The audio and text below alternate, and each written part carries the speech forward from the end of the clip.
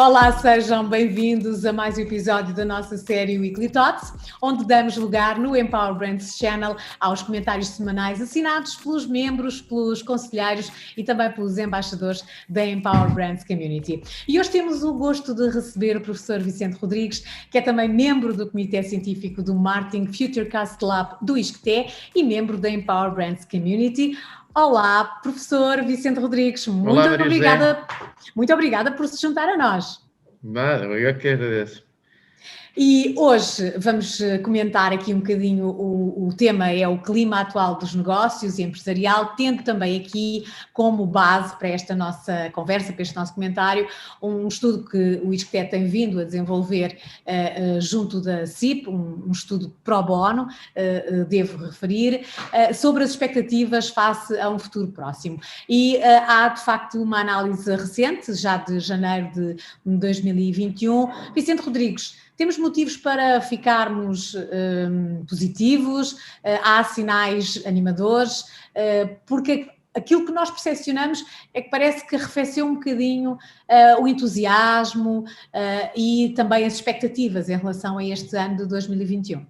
Sim, é verdade, Maria José, porque nós realmente vivemos um ano muito difícil, o ano 2020, e ficou toda esta pandemia que nos assolou, e crise sanitária, crise económica, crise social e de facto o nosso país está pessimista, está triste com tudo isto, mas o que é verdade é que o tecido empresarial tem que sobreviver, tem que dar emprego, tem que gerar riqueza e as organizações têm que funcionar, as empresas têm que funcionar.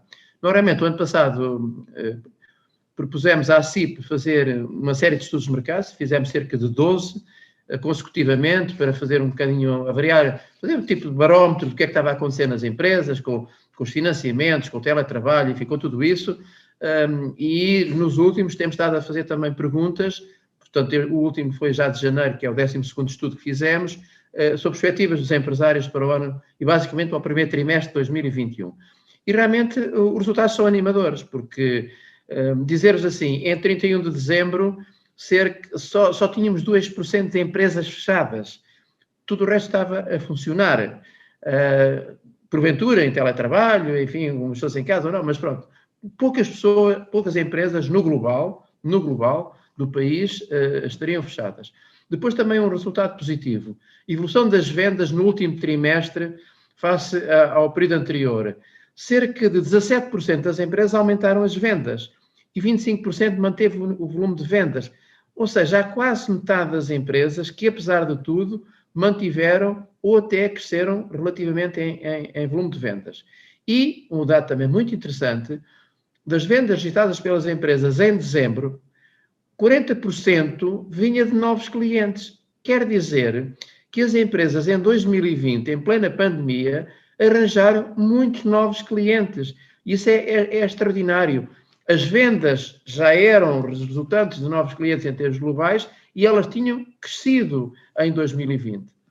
Perspectivas para 2021. O que é que estas empresas nos disseram? E devo dizer que estes estudos eram perigosos para um universo de 150 mil empresas, para uma amostra desse universo, e cobria, de facto, grandes empresas, médias empresas e microempresas, portanto, atravessando todos os setores de atividade e todas as dimensões empresariais. 33% das empresas espera manter as vendas neste trimestre, o volume de vendas neste trimestre, e 16% espera aumentar as vendas. Estamos a falar de 49%, ou seja, metade do tecido empresarial português pensa que consegue manter ou até aumentar as vendas em 2021, neste primeiro trimestre.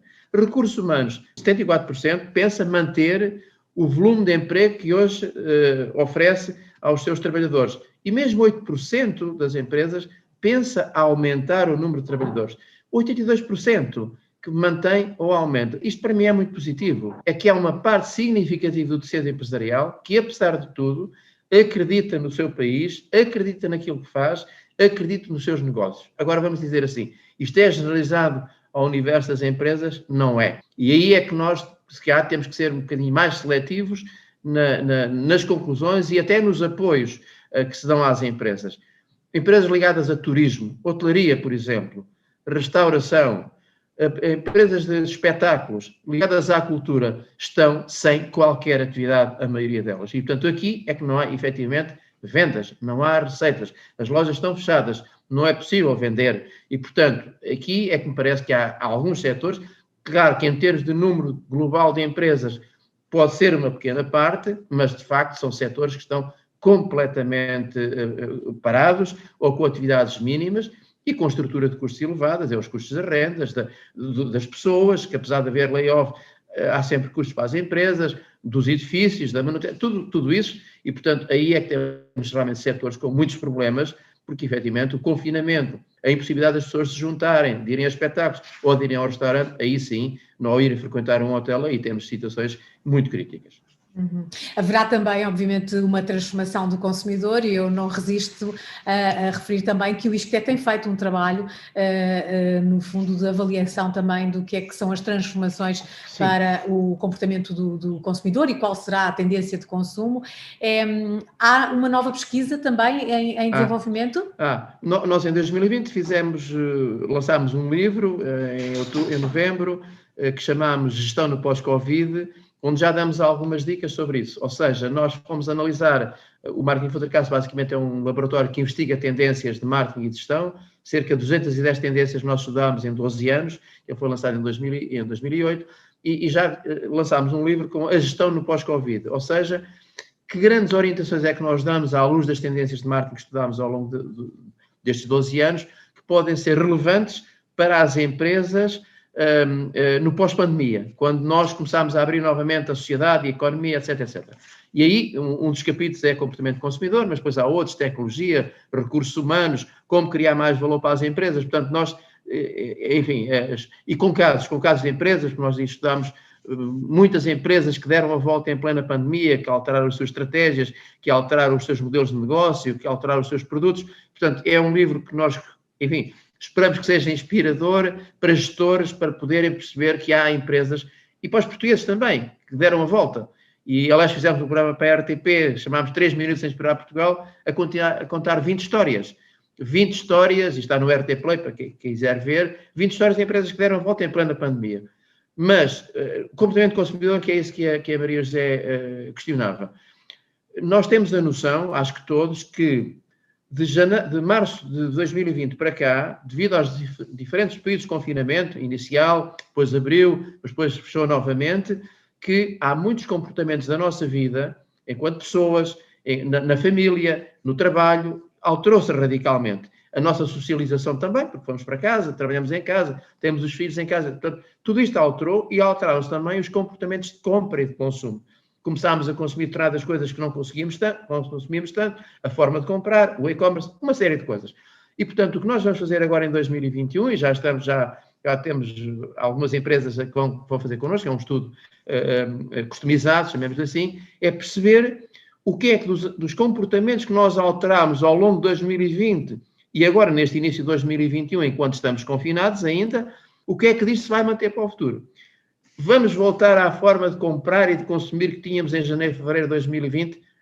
Certeza que não. Certeza que não. Então, o que é que destas alterações que foram muito prolongadas, fosse uma alteração de 15 dias, um mês, nós alterámos as formas de estar, mas depois voltávamos ao mesmo, não é? O que é que das alterações que se verificaram aqui se vão manter para o futuro das empresas? Isto é muito relevante para as marcas. É muito relevante para as marcas perceberem como é que se devem relacionar com os seus consumidores na medida em que eles vão alterar comportamentos de décadas. Vão alterar comportamentos daquilo que faziam ao longo da vida e que agora, fruto deste confinamento, tiveram necessariamente que alterar. Poderão voltar algumas coisas atrás, mas outras não voltarão. Vamos estudar isso agora em 2021. Depois daremos novidades.